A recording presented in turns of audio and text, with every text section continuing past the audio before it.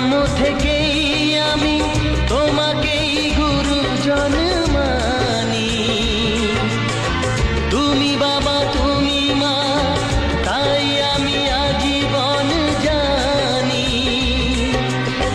তবে কেন স্নেহের বাঁধন ভেঙে আজ হলো চুর চুর?